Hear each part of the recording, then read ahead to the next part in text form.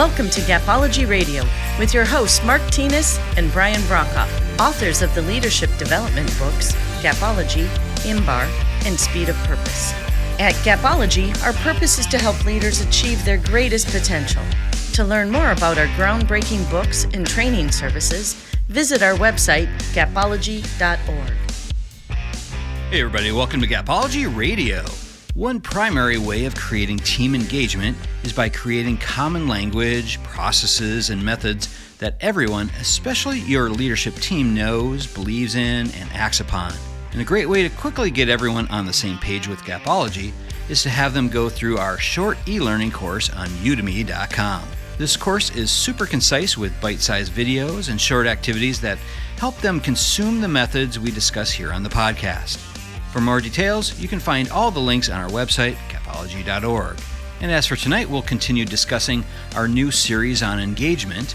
In our previous episode, we kicked off the series with a conversation on creating an engagement rhythm, and tonight we'll dive into creating engagement right from the start with teaching and mentoring. So let's go ahead and get the show rolling with Mark Tinas. Hey Mark, how you doing? Good, Brian. How are you? I am excellent, and I'm super excited for tonight. I love discussing anything around training or teaching or any of those kinds of things. And, with the last episode, we started talking about engagement and creating engagement. And I think, having a good training structure, a good teaching structure is a great way to do that. And the last episode, we talked about rhythm. And part of that rhythm, I think, for leaders who really want to excel is to spend time here, really spend time looking at your teaching, your mentoring, the things that you do on a regular basis in your organization. And so this is a little bit different than training, I would say. This is more in the teaching root solution in Gapology. But I think there's some really great tips that we can give them from Gapology on this one. What do you think? Well, if you want engagement, you want to invest in your team. You want to spend time with them. You want to give them the teaching and mentorship that they need to excel in their role. That creates engagement. It's off the charts engagement. You could call it a culture of teaching creates engagement that can't be created in any other way. So it's a great topic. It's something for all leaders to think about. Are you doing it? Do you have the capability of doing it? What do you need to do differently? Because it's a total game changer when you look at excellence in execution. Great execution comes through high engagement levels, which comes from this. Yeah, absolutely. It didn't really occur to me that it's really a culture thing. I think that's a great point. I was thinking it's really that teaching element. But, Gapology, it's, we lay it out in a kind of a linear fashion, but they are all connected, all these different root solutions, and focusing on building a culture around teaching. What a great way to drive engagement. Yeah, leaders really need to look in the mirror, examine their role, and say, okay, what percentage of time am I simply a teacher? And what's the benefit of that? And how that creates a culture, and it also creates a team underneath that leader that knows a lot and can execute in the leader's absence, and or bring all execution to a different level. So it's a big deal. So cultures of teaching create high engagement, period. High engagement, we know, creates better execution, and that creates the results which drive to the bottom line. Yeah. Yeah. And you could absolutely work backwards through that list you just gave. So if your results are bad, just kind of work backwards through that. And I think you'll land on where teaching might be something that you really need to dive into. Yeah. The other thing that's complicated this is the remote workforce. So you're not meeting with the team necessarily face to face regularly, daily, like may have been in the past. So how do you overcome that? And you have to really spend a lot of time on it, because if you do not think about this, if you do not find the gaps that are in the execution, in remote environments, remote work environments, you're missing it, and you can execute at a totally different level when you overcome it. Mm-hmm. Yeah, you really have to look at it. Really, what do you want it to be? What do you want that experience to be when you bring on a team member and you're working on trying to develop them and grow them into a world-class performer? Your onboarding experience needs to be world-class, certainly, but everything that you do after that to develop and grow people, to produce the outcomes that you're going after, the expectations you're going after, you really have to design it right from the beginning. Yeah, and it's different and it's challenging. I met with a senior leader this past week who told me that in interviews, the majority of people they were interviewing for roles wanted to work remotely a minimum of 2 days a week and ideally 3. Mm-hmm. So we are dealing with likely an ongoing phenomenon that changes how leaders need to lead, because leading remotely is more difficult. It's not easier. And you have to be very good at teaching and developing mentorship processes that will work remotely. Yeah, the old processes definitely will not work in the new world that we're living in. That's for sure. It was a lot easier. It's not easy now. Yeah. It's not easy to read body language. Mm-hmm. It's just when you're not collaborating face to face regularly, it's hard to understand what the need is, and that's a game changer. Yeah. Just think how much more difficult communication in general is. To ask a question or to have a short conversation, it's a whole thing. You have to go into your Outlook. You have to schedule a meeting or pop on an instant message through Teams or whatever you have. It's a whole process. You can't just lean over the cubicle and ask the question. It's not as simple. And I think that scales when we talk about things like mentorship programs and development programs, bigger things like that. I think just the difficulty scales along with that. Agreed. Yeah. So what kind of tips do you think? Where do we start here? Well, if you pulled out Gapology and you go through the history that you and I have with major, Fortune 500 and Fortune 100 and Fortune 25 companies, they would tell you to follow the habit ladder. Mm-hmm.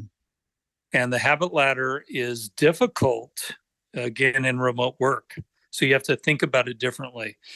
For any of you that don't know the habit ladders in Gapology, it should be the platform for how you design training and mentorship.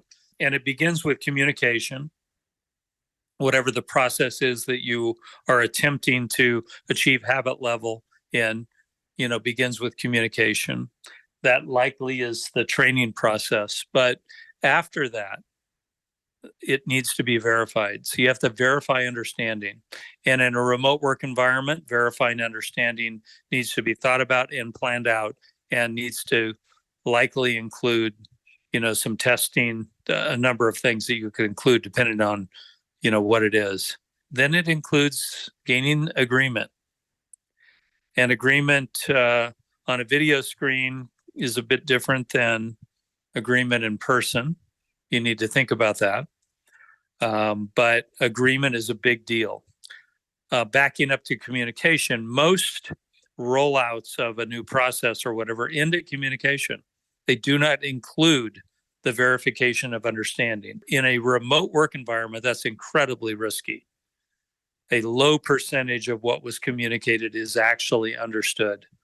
And you need to have methods to overcome that. So again, communication, verifying understanding, gaining agreement. Then there needs to be practice and feedback. And that's really what this segment is about. It's about having mentors in the field somewhere who are achieving practice and feedback with the team to ensure that whatever it is truly understood and truly executed. And that's how you achieve habit level execution, which is, where great results come from. Yeah, the habit ladder is such a powerful tool. It's also that verification process that we can take as leaders. Are we doing all the things necessary? Have we closed the loops on anything that we're teaching and taking people through? Are we doing all the right steps? It's a great tool for us to reflect on. The thing that was interesting to me though, Mark, is when you were talking about the practice and feedback step on the ladder, that's really where you create the habits, right? So when done in silos, it can create bad habits. So that's why the feedback element is really critical. So how do you think we can put together the right people to provide that feedback? What are your thoughts around that? Well, within each organization, ideally there are a group of people that have it down. We referenced it in Gapology as knowing, doing, and being, and that those three levels were uniquely different. And you had people that knew how to do it but didn't do it. You had people that could do it but certainly couldn't mentor it. And then the being level really becomes the mentors. So you need to identify those people. They're more important than ever. You need to activate them as mentors for new people in the organization and maybe others. And they really create this practice and feedback loop that can be incredibly powerful in bringing more people beyond the knowing and doing level to the being level, and or to the high level doing, which really is where execution at a great level begins. Mm-hmm. So you need to, as a leader, consider mentorship more important than ever, because after the Zoom call ends, the phone calls need to happen, and there will be many questions asked and answered by those mentors. Hey, I was just on the Zoom call, but I didn't understand this, and this. Can you help me? That's a big deal. And that has to happen in today's environment. And it is often invisible to the leader. They're not going to disclose to the leader that they didn't get it. They'll say, oh, yeah, it was great. Thank you. Well done. Yeah. Not true. Not great execution. So those mentors really provide a zone of excellence that the leader is not going to see and or understand. So you need those leaders that are the mentors on the team that help the whole team move forward. Mm-hmm. Yeah, it's interesting. One of the clients that we've worked with, one of the best things that we've done with this group is to create a team of what we called ambassadors. So these were their trainers, their team of trainers, but they're not just trainers. They really they went through extra training on Gapology, and they really believed in developing the team. They really cared about developing the team. And we spent a lot of extra time with them, just getting them up to speed on the methods and all that. But it wasn't even about that. I mean, that was part of it, certainly. But, being at that being level was really the key element there. And they're doing a fantastic job. Yeah, and that's where engagement comes from. Mm-hmm. So you can think about the value of the team below them, how they feel valued, how they have improved in their performance, how they feel that the organization cares about them. I mean, what an investment to create a team of ambassadors to help the team perform at a different level. Right. That feels good when you're on that team. Yeah, that's a great point. You matter. Yeah. You matter when you've hired when the company has hired an ambassador of in essence execution to help me be really great at what I do. So that drives engagement. Yeah. Yeah. When you look at creating an onboarding and developmental experience that's world-class, that's the type of investment, not just from a dollar standpoint, but really from a focus standpoint that a lot of companies don't do. But we've seen firsthand with this particular organization that investment of focus around growing their team, developing their team, is really has made a big difference. Yeah, and people can go to work anywhere today. There's jobs everywhere. Yeah. What's going to set you apart? This is teaching, mentorship, onboarding. You're compared against their prior employer. You're compared against the peer that they have that just went to work somewhere else. It's talked about. So how are you going to be the best? How are you going to create a culture? One of the keys that we found is that when the leaders in an organization consider their role as teachers, the leaders consider themselves teachers. That creates a teaching culture. And in a teaching culture, mentorship happens. It's everywhere. And leaders teach, and the team gets better, and the team gets better, and they get better, and the whole organization moves forward, and execution, of course, is great. So yeah, you've got to think about these things, because it's different today. The team can quit today and go work somewhere else. So don't kid yourself about that, and become great, and work towards creating a teaching culture, because in that culture, learning happens, mentorship happens, and of course that all leads to great engagement and great execution. Yeah, something else that occurred to me is a lot of times what we've seen is that the people that are chosen to be mentors are the best workers. Okay, so not necessarily the ones with the skill to mentor others, to provide honest, encouraging feedback, those types of things. They're just the best worker. And I'm not saying that they couldn't be, but they're chosen based on that merit alone. So what I would also recommend is really spend time developing first of all, choosing your teachers, your mentors, spend time with them, learn what their skills are, what their desire to mentor is. Don't take it for granted. Spend time doing it. I think any effort that you spend there will pay you back tenfold.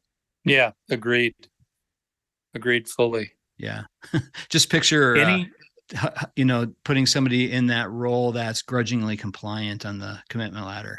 Yeah, the commitment ladder, which is in Gapology, is a big deal.